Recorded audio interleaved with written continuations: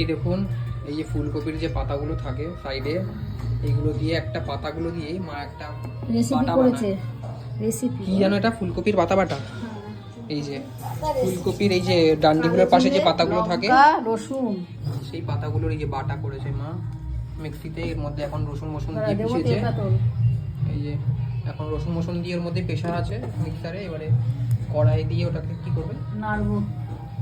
কড়াই দিয়ে তেলে দিয়ে একটু নেড়ে নিতে হয় এই শুকনো যে করে। ফুলকপির পাতা বাটা। দেখা যাচ্ছে?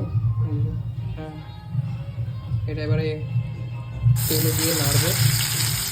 এই যে এই ফুলকপি, এই পাতাগুলো থাকে সাইডে, এরই এটা পাতা। কারা কারা এরকম খেয়েছে ফুলকপির পাতা বাটা আমাকে জানাবে সবাই। এই দেখো ফুলকপির পাতা বাটা। এই যে ফুলকপিগুলো, এই যে সাইডে যে পাতাগুলো থাকে না, এই পাতাগুলো এই যে